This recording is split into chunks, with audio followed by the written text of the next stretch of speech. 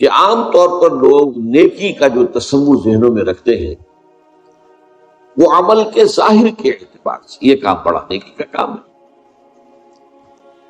اس لیے بھی کہ اس کے پیچھے جو موٹیو ہے وہ ظاہر بات ہے کہ ان کو معلوم نہیں ہو سکتا، کوئی گمان ہو بھی، خیال ہو بھی، قیاس ہو بھی، تب بھی وہ یقینی بات تو نہیں ہوتی۔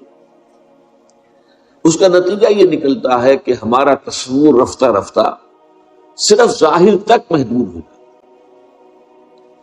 باطن کی طرف توجہ نہیں رہتی۔ ہر عمل کے یہ دو پہلو ہیں، ایک اس کا ظاہر ہے اور ایک اس کا باطن ہے۔ باطن میں موٹیو کیا ہے، محرک عمل کیا ہے، اور ظاہر میں وہ عمل کی جو شکل ہے وہ ہمارے سامنے ہے۔ ظاہر بھی اہم ہے، لطافت بے کثافت جلوہ آرا ہو نہیں سکتی۔ لطافت کو، کسی لطیف شے کو واضح ہونے کے لیے بھی کوئی نہ کوئی کثیف شے درکار ہو، اس لیے ظاہر عمل کا وہ اہم ہے، لیکن اصل شے جس پر کہ ایمفیسس ہونا چاہیے وہ عمل کا باطن ہے، یعنی اس کی نیت۔ چنانچہ فرمایا گیا نیکی یہی نہیں ہے کہ تم اپنے چہرے مشرق یا مغرب کی طرف کر لو، بلکہ نیکی حقیقت میں اس کی ہے جو ایمان لایا اللہ پر اور اس کے رسول پر صلی اللہ علیہ وسلم۔ اب اس کا جو درس میں نے بارہا دیا ہے، چونکہ ہمارے مرتب کردہ منتخب نصاب جو ہے مطالعہ قرآن حکیم کا منتخب نصاب، اس کا درس نمبر 2 ہے، وہ بڑی تفصیلی مباحث جو ہے وہ میں نے کی ہے اس پر۔ تو یہاں پر یہ بات جو واضح کرنے کی ہے وہ یہ ہے کہ ایمان سے اس نیکی کا تعلق کیا ہے۔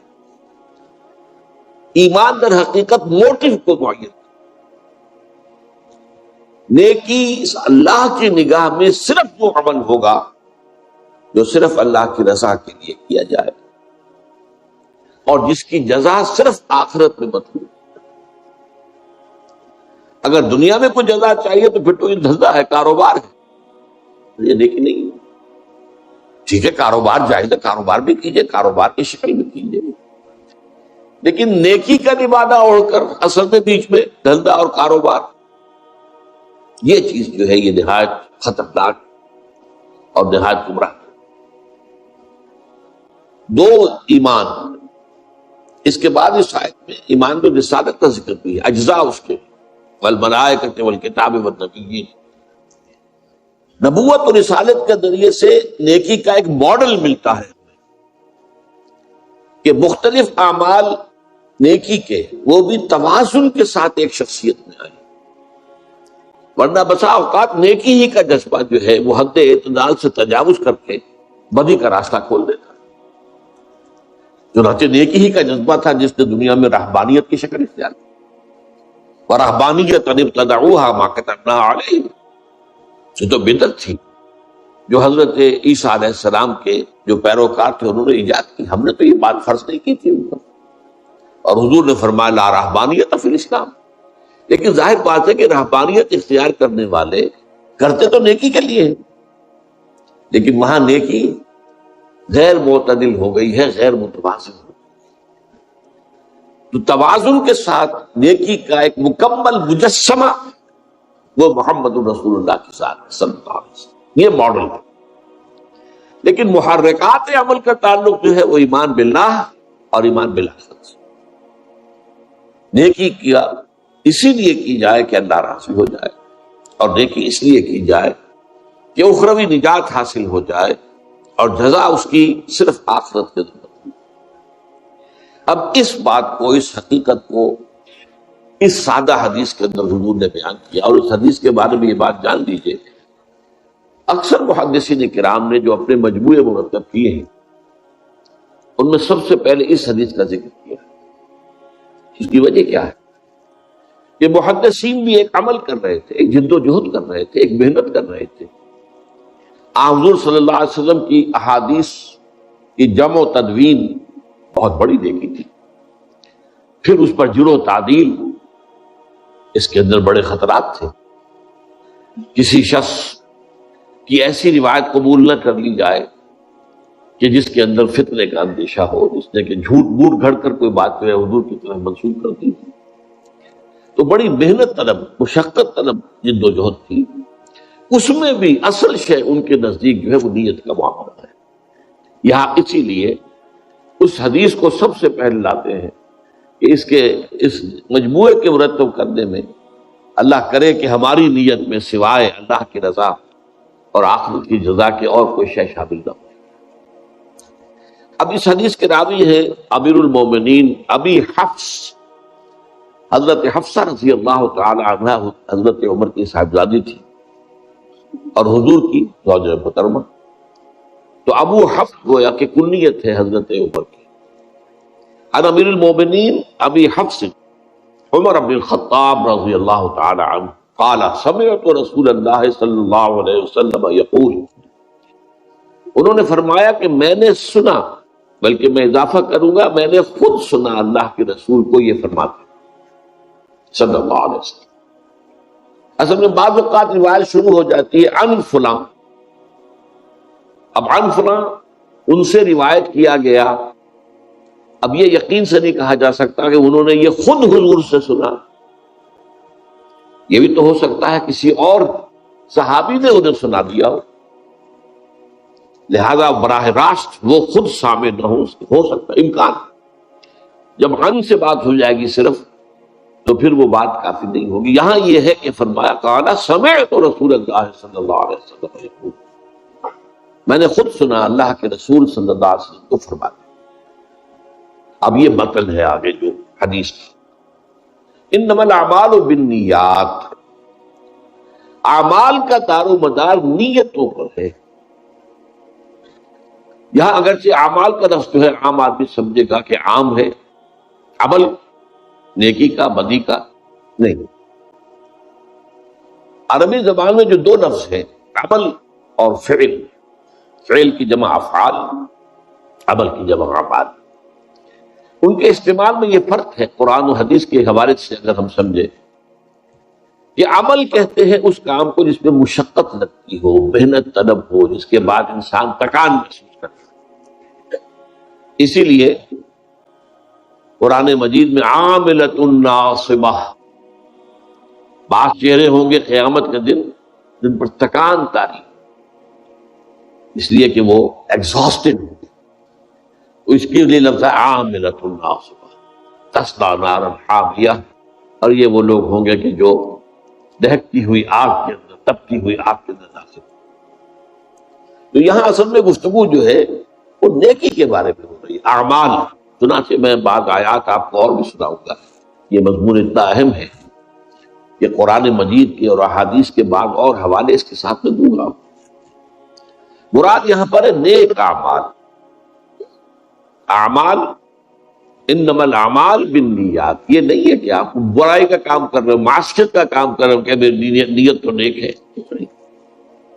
یہاں پر اس کا اطلاق نہیں ہوگا، بدی پر نہیں ہوگا، برائی پر نہیں ہوگا، معصیت کے کام پر نہیں ہوگا، گناہ کے کام پر نہیں ہوگا. اس حدیث کا جو اطلاق ہو رہا ہے وہ نیکیوں پر. انما الاعمال بالنیات وانما لکل امرئ ما نویٰ، اور ہر شخص کے لیے وہی کچھ ہے، وہی اسے بدلہ ملے گا جس کی اس نے نیت کی. عمل کا ظاہر کچھ بھی ہوگا، لیکن اللہ کی نگاہ میں اصل شے یہ ہوگی کہ اس کے پیچھے اس کی نیت کیا تھی، ارادہ کیا. عرف عام میں ہم بھی کہتے ہیں الیکشن کا دور آنے والا ہے، وقت آنے والا ہے. اب بڑا چودھری، بڑا سرمایہ دار، محل میں رہنے والا وہ نکلتا ہے، گلیوں میں جاتا ہے، غریبوں سے ملتا ہے، بغل گیر ہوتا ہے، محلے کچیلے بچے ان کو بھی گود میں اٹھاتا ہے، پیار کرتا ہے. سب کو معلوم ہے کس لیے ہو رہا ہے. یہ کوئی نیکی نہیں ہے، یہ کوئی شفقت اور محبت جو ہے وہ نہیں ہے، بلکہ یہ تو دھندا ہے، یہ ریوارڈ چاہیے. تو ہم بھی عرف عام میں یہ فیصلہ کرتے ہیں. لیکن بعض چیزیں تو جو کہ ہمارے مشاہدے میں بالکل نمایاں ہوتی ہیں، لیکن بعض مخفی ہوتی ہے. اس کے لیے تو انسان کے اندر جب تک سیلف سینسر پیدا نہ ہو جائے، ذاتی طور پر اپنے اوپر ایک محاسبہ کرتے رہنا کہ میں کیا کر رہا ہوں، کس لیے کر رہا ہوں، کہیں میری نیت میں کوئی فساد تو نہیں پیدا ہو گیا. کہیں شیطان کے کسی زیر اثر کوئی ملوث تو نہیں ہو گئی ہے میری نیت کسی بدی کے ساتھ. تو انما الاعمال بالنیات وانما لکل امرئ ما نوی، جو کچھ اس نے نیت کی ہوگی وہی ملے گا، وہ نہیں کہ جو ظاہر سے اس کے عمل کے سامنے. دنیا میں آپ کا معاملہ ہوتا ہے، نیکی کا کام ہے، اب کسی نے بڑی فاؤنڈیشن بنا دی ہے، اس سے جو ہے وہ لوگوں کو خیر پہنچ رہا ہے، اب کیا معلوم اس کی نیت کیا تھی. سرکار دربار میں رسائی کی اور اپنی انکم ٹیکس کے معاملات کے اندر جو ہے وہ چھوٹ ووٹ حاصل کرنا، یہ مقصد تھا یا کیا تھا اللہ جانتا ہے. لیکن یہ ہے کہ وہ کام دنیا میں تو ہم کہیں کہ بھائی نیکی کا کام ہے، بڑا اچھا کام ہے، لیکن یہ کہ اللہ تعالیٰ کے ہاں اس کا معاملہ سارا نیتوں کے حوالے سے طے ہو. اب ایک مثال دی حضور نے صلی اللہ علیہ وسلم، فمن كانت ہجرته الى اللہ ورسولہ فہجرته الى اللہ ورسولہ، تو جس شخص کی ہجرت ہوئی ہے اللہ اس کے رسول کی جانب، تو اس کی جو ہجرت ہے وہ اللہ اور اس کے رسول ہی کے حساب میں. ہجرت کیا تھی؟ حکم ہو گیا تھا کہ اب مکے کو خیر بات کہو اور مدینے پہنچو، اہل و عیال کو چھوڑنا پڑے، مکے کے بھیڑیوں کے رحم و کرم پر چھوڑ حکم. اسی طریقے سے جو ادھر ادھر کے بکھرے ہوئے قبائل میں مسلمان تھے انہیں بھی حکم تھا کہ اپنے قبیلوں کو چھوڑو اور آؤ مدینے. اس کی وجہ کیا تھی؟ یہ میں نے اپنی کتاب میں منہج انقلاب نبوی میں اس کو پوری طریقے سے واضح کیا دلائل کے ساتھ. اب وہ دور آ رہا تھا حضور کی جد و جہد میں کہ جس میں براہ راست تصادم ہونا تھا کفر کے ساتھ، لہذا ضرورت تھی کہ پوری قوت ایک مرکز پر جمع ہو جائے. اگر قوت منتشر ہے، کچھ لوگ یہاں ہیں، کچھ وہاں ہیں، کچھ یہاں ہیں، کچھ وہاں ہیں، تو کوئی ایک جو ہے مؤثر اقدام نہیں کیا جا سکتا. لہذا یہ ہجرت فرض تھی. اس سے پہلے 2 ہجرتیں ہوئی تھی، وہ والنٹری تھی، اختیاری تھی. حبشہ کی طرف اس میں صرف اجازت دی گئی تھی کہ اگر یہاں کی سختیاں نہیں جھیلی جا رہی، اگر صبر کا پیمانہ لبریز ہو رہا ہے، برداشت سے باہر ہو گیا معاملہ، جاؤ ٹھیک ہے چلے جاؤ، حبشہ میں جا کر پناہ گزین ہو جاؤ. وہ پناہ گزینی تھی اس لیے کہ وہاں ایک بادشاہ ہے جو دیکھ ہے، اچھا ہے، عادل ہے، منصف ہے. لہذا وہ ہجرت جو تھی وہ فرض نہیں تھی، وہ اختیاری تھی. یہ ہجرت فرض تھی اس لیے کہ یہ تو حضور کی انقلابی جد و جہد کے اندر ایک اہم قدم کی حیثیت رکھتی. اب ہجرت کا ظاہر کیا؟ کوئی شخص مکہ چھوڑ کر مدینے آ گیا ہے، ہم تو یہی کہیں گے نا، اور کیا کہیں. لیکن یہ کہ اس کی ہجرت کا اصل سبب اللہ اور اس کے رسول پر ایمان اور ان کی محبت اور ان کے حکم کی پیروی ہے یا کوئی اور مقصد ہے، یہ اللہ جانتا ہے. اب اس کی 2 مثالیں تھیں. پہلے تو فرمایا فمن کانت ہجرتہ الی اللہ ورسولہ، اگر یہی ہے تو ان کی ہجرت جو ہے اللہ اور اس کے رسول ہی کے حساب میں رہے گی، انہیں اجر و ثواب پورا ملے گا. ومن کانت ہجرتہ لدنیا یصیبها، اور جس کسی کی ہجرت ہوئی ہے دنیا کے حصول کے لیے، تاکہ دنیا حاصل کر لے، او امرأۃ ینکحها، یا ہجرت کی ہے کسی عورت کے لیے کہ اس سے نکاح کرنا ہے، فہجرتہ الی ما ہاجر الیہ، تو پھر اس کی ہجرت جو ہے اللہ اور اس کے رسول کے حساب میں شمار نہیں ہوگی. وہ تو جس چیز کے لیے ہجرت اس نے کی ہے اسی کے حساب میں شمار ہوگی. اب اس کو سادہ سے مثال سے میں سمجھا دوں کہ مثلاً مکے میں کوئی مسلمان کوئی دکانداری کرتا ہے یا کوئی جیسے کہ حضرت خباب لوہار تھے رضی اللہ تعالیٰ. اب ظاہر بات ہے کہ جو وہاں پر کشیدگی ہو چکی تھی اہل ایمان اور کفار کے درمیان، تو کفار تو ان سے کام کراتے نہیں ہوں گے، تو اہل ایمان ہی کی طرف سے جو بھی ان کے لیے ہو سکتی تھی کوئی موقع جو ہے معاش کا پیدا ہوتا تھا. اب اگر وہ لوگ چلے گئے، اب یہ کیا کریں؟ اب اس وجہ سے کہ میرے جو گاہک تھے وہ تو چلے گئے، یہ فرض کر رہا ہوں، اس کی وجہ سے وہ بھی ہجرت کر رہے ہیں. تو یہ باریک بات ہے، یہ اللہ کے علم میں ہے. کوئی شخص جو ہے خود ان کے بارے میں یہ بات نہیں کہہ سکتا، کوئی حکم نہیں لگا سکتا، اللہ کے علم میں. تو اللہ تعالیٰ تو اپنے علم کے حساب سے حضور کو بتا رہا، حضور ہمیں بتا رہے. ایسی شکل بھی ہو سکتی ہے، یا یہ کہ کوئی کسی خاتون سے نکاح کا خواہش مند تھا، وہ خاتون ہجرت کر کے چلی گئی، اب یہ بھی کچے دھاگے سے بندھے پہنچ گئے. تو اب یہ ان کی ہجرت جو ہے یہ ظاہر بات ہے اللہ اور اس کے رسول کے لیے شمار نہیں ہوگی، بلکہ اس خاتون کے عشق اور محبت کے کھاتے میں آئے گی. کہتے ہیں کہ ایک صاحب تھے مہاجر ام قیس ان کو کہا جاتا تھا، ام قیس کے مہاجر، مشہور ہو گیا ہوگا.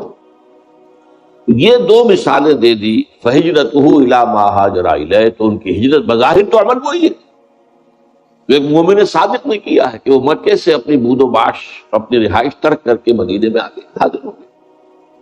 لیکن یہ ہے کہ اس کے پیچھے اصل موٹو کیا تھا، ساری بات کا دار و مدار اللہ کے ہاں دار و مدار اس پر. دنیا میں ہم فیصلے نہیں کر سکتے نیتوں کے بارے میں، کسی کی نیت پر شک کرنا، حملہ کرنا جائز نہیں. ہمیں کیا معلوم، یہ دلوں کا حال ہے، اور دلوں کا حال اللہ کا علیم بذات الصدور، اللہ کا. وہ جو فرمایا گیا کہ ان اللہ لا ينظر الى صورکم ولا الى اموالکم ولکن ينظر الى قلوبکم واعمالکم. اللہ تمہاری صورتوں اور مالوں کو نہیں دیکھتا، وہ تمہارے دلوں کو دیکھتا ہے اور تمہارے اعمال کو دیکھتا ہے. عمل صحیح ہے، نیک ہے، اور دل میں اس کے لیے جو موٹیو اور جذبہ تھا، وہ جو قوت محرکہ تھی، وہ بھی صحیح ہے. وہ عمل ہے جو اللہ کے ہاں مقبول ہوگا. اب اسی کے حوالے سے میں چند حدیثیں کس انتہا تک یہ بات حضور نے پہنچائی ہے. حضور نے فرمایا من صلی یرائی فقط اشرک، ومن صام یرائی فقط اشرک، ومن تصدق یرائی فقط اشرک. جس نے دکھاوے کے لیے نماز پڑھی اس نے شرک کیا. اب نماز تو بہت بڑا نیکی کا فعل ہے، بہت بڑا نیکی کا فعل ہے. یہ تو ارکان اسلام میں سے رکن اعظم ہے، الصلاۃ میں عماد الدین. لیکن اس کے پیچھے بھی نیت اگر دکھاوے کی ہے، ریاکاری کی ہے، اپنی دینداری کا اور اپنی تقوی کا روب گانٹنا ہے لوگوں کے اوپر، تو پھر یہ شرک ہے. ومن صام یرائی فقط اشرک، اور جس نے روزہ رکھا دکھاوے کے لیے اس نے شرک کیا. ومن تصدق یرائی فقط اشرک، اور جس نے صدقہ و خیرات دیا دکھاوے کے لیے، ریاکاری میں، نے شرک کیا. اور شرک سے زیادہ بڑا گناہ، گھنامنا گناہ اور کوئی نہیں. 2 مرتبہ سورہ نساء میں یہ آیت آئی ہے، ان اللہ لا یغفر ان یشرک بہ ویغفر ما دون ذلک لمن یشاء. اللہ تعالیٰ اسے ہرگز نہیں بخشے گا کہ اس کے ساتھ شرک کیا جائے، ہاں اس سے کم تر جس کو چاہے گا معاف. ایک اور حدیث میں اس سے بھی زیادہ باریک بات کہی. شرک خفی یہ ہے کہ اگر کوئی شخص نماز پڑھ رہا ہو اور اسے یہ محسوس ہو کہ کوئی اسے دیکھ رہا ہے، تو وہ سجدہ لمبا کر دے. یہ شرک خفی ہے. ایک شرک جلی ہوتا ہے جو نظر آ رہا ہے شرک ہو رہا ہے، بت کو سجدہ کیا جا رہا ہے، قبر کو سجدہ کیا جا رہا ہے، شرک جلی ہے. ایک شرک خفی ہے، چھپا ہوا اندر دل میں. کہ آپ نماز پڑھ رہے ہیں، آپ نے دیکھا کچھ لوگ دیکھ رہے ہیں مجھے، تو آپ لمبا سجدہ کر دیے. اس کا آپ تجزیہ کر سکتے ہیں، سمپل میتھمیٹکس ہے.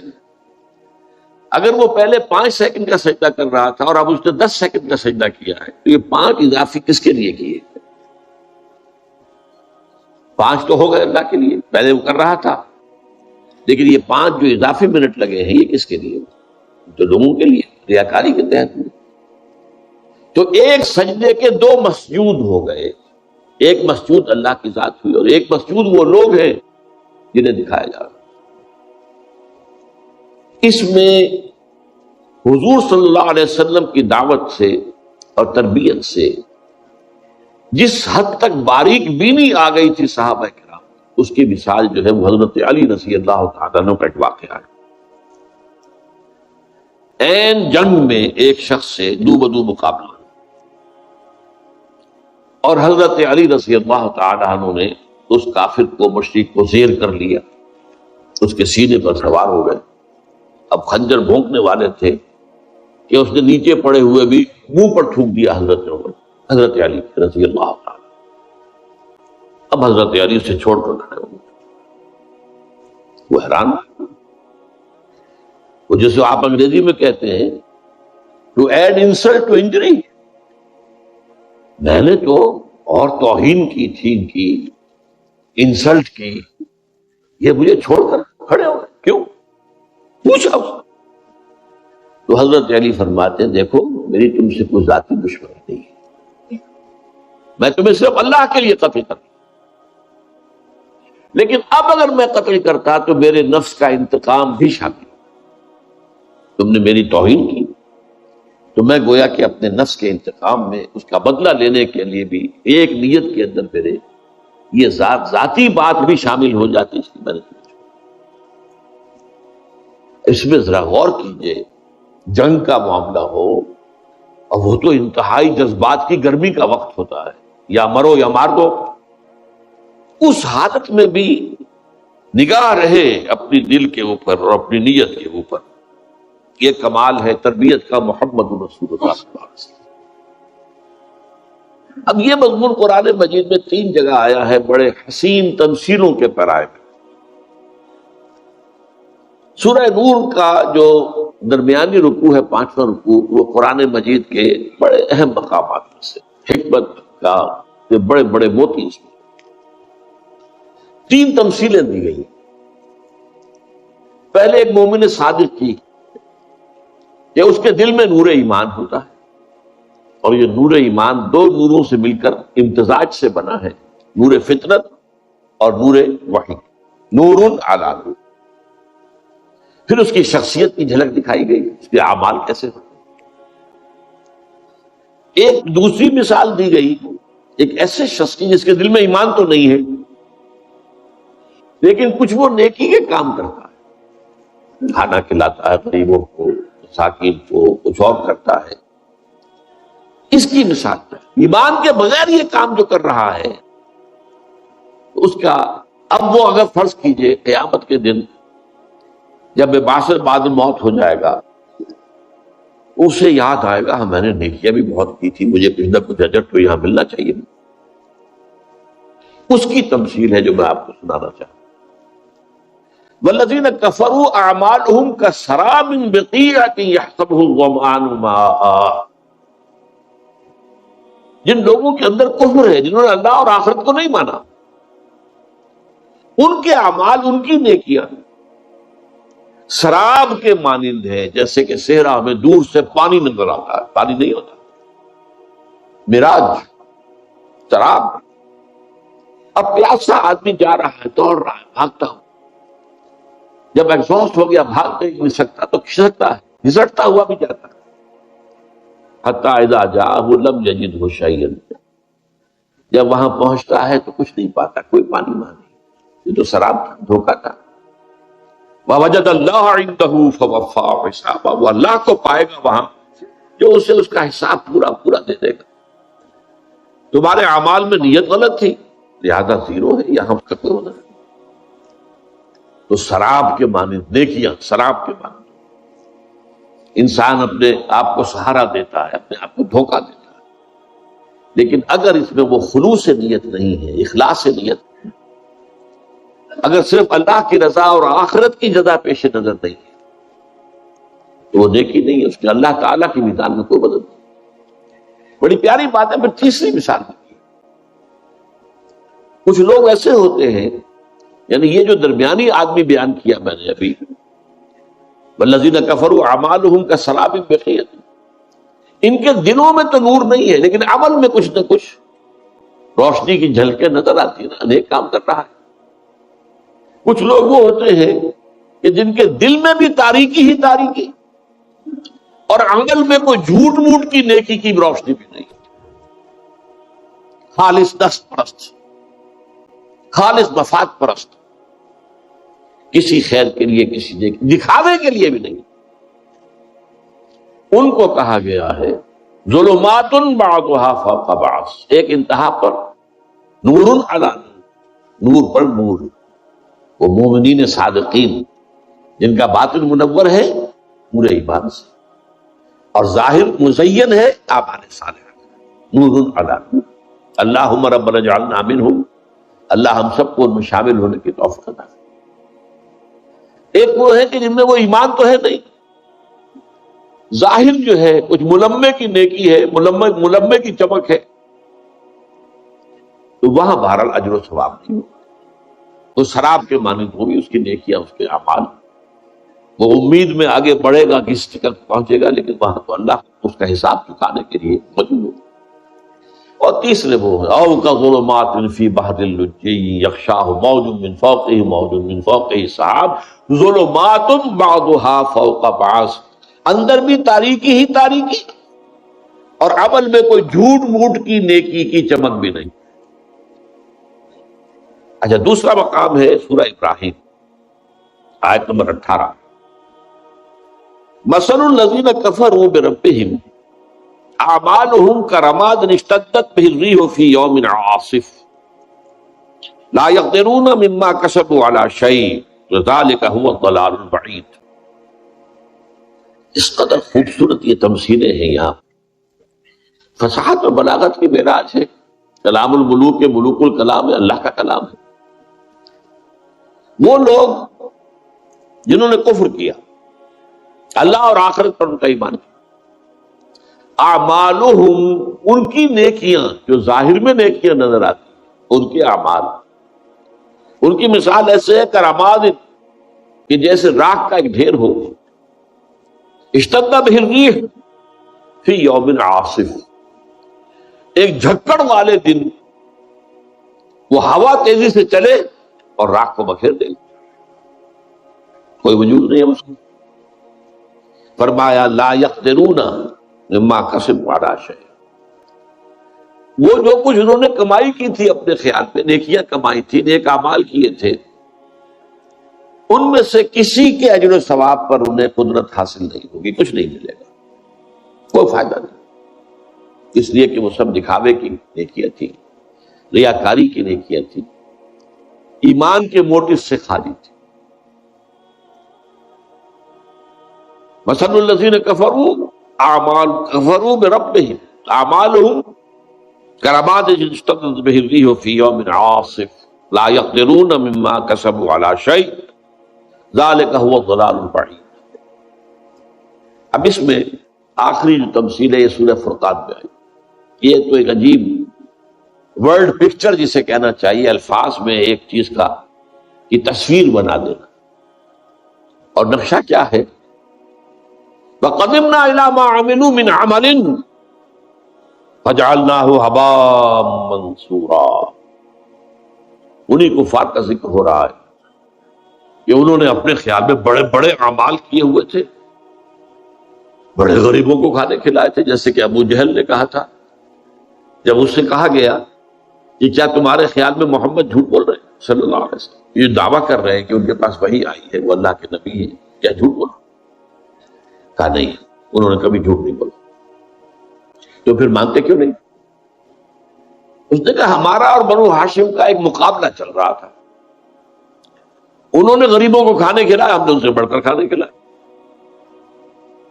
انہوں نے حاجیوں کی خدمت کی، ہم نے ان سے بڑھ کر خدمت کی، تو ابھی تک تو ہم کندھے سے کندھا ملا کر آ رہے ہیں، اب ان کی نبوت مان لیں۔ ظاہر بات ہے محمد کون ہے صلی اللہ علیہ وسلم؟ ہاشمی ہے نا، بنو ہاشم میں سے، اگر نبوت مان لیں ان کی تو ہم تو ہمیشہ کو غلام ہو جائیں گے، یہ گوارا نہیں۔ تو ان کے ہاں نیکی جو ہے وہ باہمی مسابقت میں بھی، دکھاوے کے اندر بھی تو نیکی کے اندر ہوتا، آگے سے ایک دوسرے سے آگے نکلنا تاکہ زیادہ شہرت ہو جائے، زیادہ تعریف ہو، زیادہ ڈنکے بج جائیں ان کی سخاوت کے، ان کی نیکی کے۔ تو یہاں فرمایا وَقَدِمْنَا إِلَىٰ مَا عَمِلُوا مِنْ عَمَلٍ، یہاں من عمل کا لفظ جو آیا ہے وہ اس اعتبار سے سمجھ لیجیے کہ تنکیر جو ہے نکرہ، تنکیر تفخیم کے لیے، وہ جو بڑے بڑے عمل انہوں نے کیے ہوں گے ہم آگے بڑھیں گے ان کی طرف، ان اعمال کی طرف، اس میں نقشہ جو ہے وہ سمجھ لیجئے جیسے فٹ بال کھیلنے والا بلا تشبیہ میں بات سمجھانے کے لیے کہہ رہا ہوں، وہ دوڑ کر آتا ہے، ہٹ لگاتا ہے، کک کرتا ہے بال کو، اسی طریقے سے قدمنا الی ما عملوا، ہم آگے بڑھیں گے ان کے اعمال کی طرف، اور وہ عمل بڑے بڑے اعمال ان کے خیال میں بڑی نیکیاں، فجعلناہ ھباء منثورا، ہم اسے کر دیں گے گرد و غبار پھیلا ہوا، جیسے وہ راکھ منتشر ہو گئی ہے گرد و غبار منتشر۔ یہ تین تمثیلیں جو ہیں قرآن مجید میں اس ریاکارانہ نیکی کی تھی، اور ان سب کے لیے سادہ ترین تشریح اور تفسیر اور تبیین وہ حضور کی حدیث ہے، اور یہی رشتہ میں آپ کو سامنے لانا چاہتا تھا۔